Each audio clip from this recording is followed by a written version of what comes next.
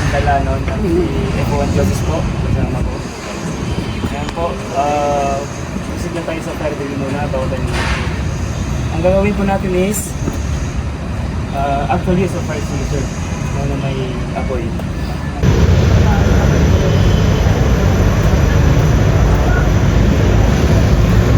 Sino po nakakaalam ng TPAS?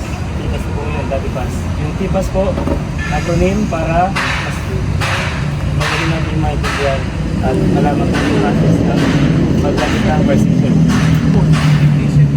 T is for twist the pin. Pag tinis mo ang pin, yung safety seal niya matatanggal. Hindi ma'am, bilisan mo ma'am, malaki na yan. Twist the pin, pull the pin. P.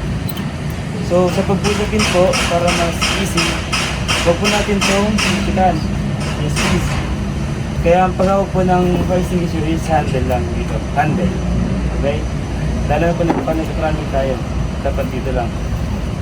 So ayun. Easy, pull the pin. Twist the pin, pull the pin.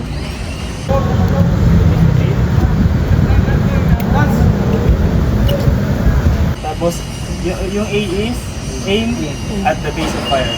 So kung si sir po yung apoy, asan yung base niya? Gitna? Pa. Okay, bakit po? Kasi yun yung origin ng fire. So wala pong base sa taas, lagi na sunod. Useless po. Useless po kung sa gitna po or sa taas, okay? Depende na lang pag ang sunog is sa ceiling. Siyempre, malamang sa taas mo muna mabanatan.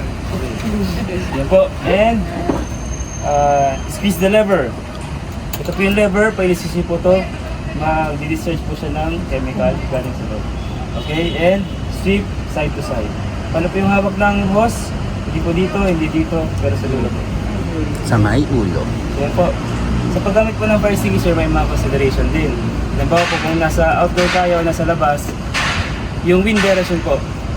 So wag po sa, kumbaga, i-control nyo yung wind direction, okay? Wag po opposite. So dapat malayo at kumbaga, way ng air, dun po kayo. And then, 8 to 10 feet from fire po, dun po tayo mag-extinguish.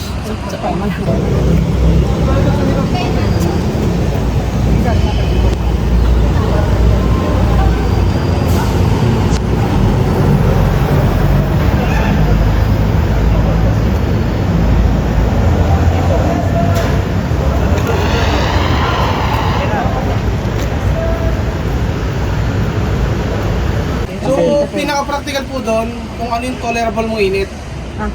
So, huwag ka nang magsukat pa kasi wala ka ng time doon.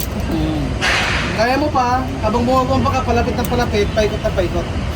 So, iikutan nyo yung burning pit. Hindi po kayo magpo-focus sa isang side lang. So, may ano kasi yan eh, may tubig yan eh. So, tapos pag ganyan pa yung shape na, so, pumapasok sa gilid-gilid yan. So, babambayin nyo, paikot. Pero wag naman na tipong pag ganun na yung hangin. Kasi baka magmukha kayo sa pason. Papalik sa inyo yung ano, powder. Okay, sige.